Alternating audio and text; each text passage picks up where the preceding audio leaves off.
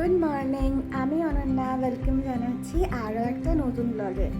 অনেক দিন আমি লং ভিডিও শ্যুট করি না, তাই ভাবলাম যে এবার একটু করা যাক।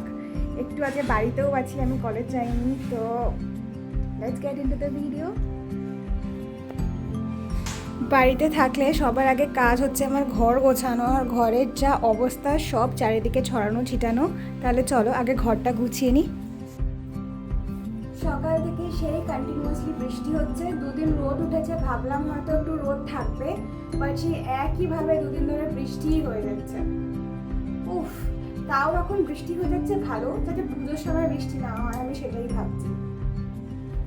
পুজোর সময় বৃষ্টি হলে আমি একটা সুন্দর শাড়ি কিনেছি এবার, সাদা।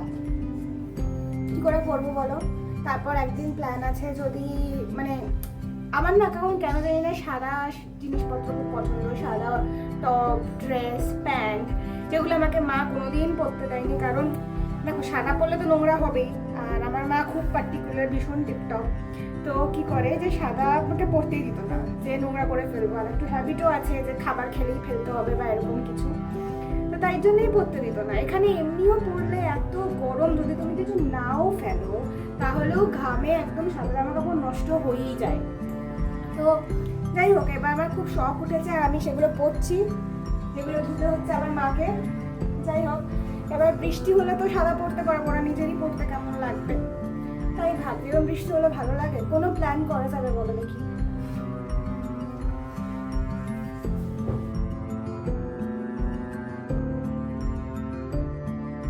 এই যে আমার ঘর গোছানো শেষ, মানে আমি যতটা গোছাই আর কি, সেই ডিউটিটা আমার শেষ।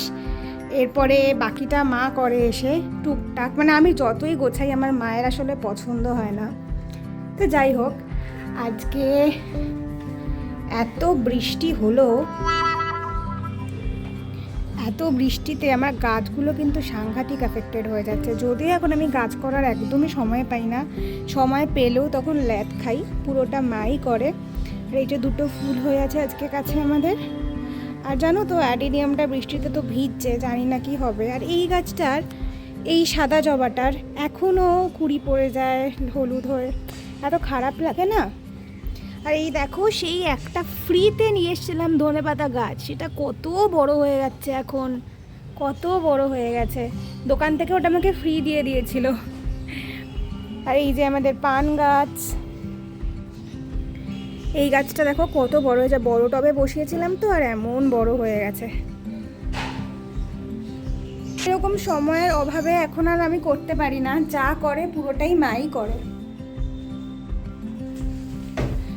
তবে সময় পেলেও, যেটা আমি বলছিলাম, সময় পেলেও এখন যে সেই এফার্টটা নিয়ে করব, ইচ্ছাটা করে না। মনে হয় ঘুমাই, সিরিজ দেখি, নিজের কাজ করি, এরকমই মনে হয়। তো সুতরাং মায়ের প্রেশারটাও ইন দ্যাট কেস একটু বেশিই পড়ে যায়। তাই জন্য এখন আর তেমন গাছটা জানি না, যতটুকু ইনডোর প্ল্যান্ট মায়ের পক্ষে করা সম্ভব ততটুকুই আনার চেষ্টা করি। তার মধ্যে এই দেখো না, এই গাছটা কেন এরকম এঁথিয়ে যাচ্ছে জানি না। যাই হোক, মেনটেন করার চেষ্টা করি। আর আমার গণেশ চতুর্থীর ব্লগ দেখেছো কিনা জানি না, আমি এখানেই গণেশ চতুর্থীতে ঠাকুর বসিয়েছিলাম, আমাদের গনুকে বসিয়েছিলাম। আর এই হচ্ছে, সুন্দর করে ঘর গুছিয়ে দিয়েছি আমি। চা বানাতে আসলাম, আর মা দেখলাম সুন্দর করে কৌটোগুলো যে কিনেছিলাম, আমি শর্টসে দিয়েছিলাম, সেগুলোতে এরকম চা পাতা রেখেছে। খুব ডিসেন্ট লাগছে, যেহেতু আমাদের রান্নাঘরের কালারের সঙ্গে আরও যায় এই কালারটা, তো ইটস লুকিং ভেরি ডিসেন্ট। আর আমি জানি ব্যাড হ্যাবিট, বাট দুধ চাই দিন সকালবেলা। এমনি দিন লিকার ফিকার সব খেলেও এই দিন দুধ চাটাই খাই। আগে না আমাদের বোতলগুলো ঘর থেকে দিদিই নিয়ে যেত, কিন্তু এখন আমাদের নিয়ে যেতে হয়। মানে দিদি নিয়ে বলতে দিদি জল ভরতে নিয়ে যেত, কিন্তু এখন ক্লাস শুরু হয়ে গেছিলো, আমার ক্লাস করছিলাম, আর আমি একদমই টেক সাভি নই, তো আমার কিছু জিনিস বুঝতে বা করতে অনেকটা টাইম লেগে যায়। তো যাই হোক, ক্লাস ওভার, চাটাও ঠিক করে শান্তিমতো খেতে পারিনি, 3 বার মাইক্রোওয়েভে গরম করতে গেছি দৌড়ে দৌড়ে, আবার ক্লাস করছি, আবার যেই খেতে নিচ্ছি আবার কিছু না কিছু চলে আসছে। যাই হোক, কোনো ব্যাপার না, তো ওভার। এখন দেখি তাড়াতাড়ি করে স্নান টান করে নিই এবার।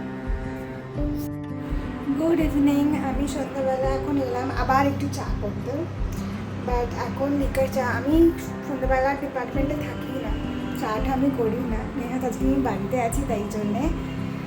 দুপুরবেলা লাঞ্চ টাঞ্চ করে মায়ের সঙ্গে গার্ডেনিং করছিলাম, অনেক কাজ ছিল ছোটো ছোটো।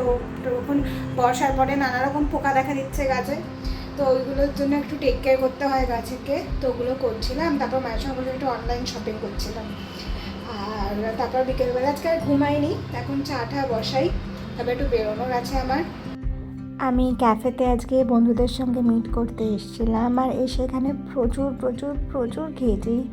এত খেয়েছি যে রাত্রে আর ডিনারই করতে পারিনি। বাড়িতে এসে একদম ফ্রেশ হয়ে শুয়ে পড়েছিলাম, তাই জন্য আর ব্লগটাও কন্টিনিউ করা হয়নি।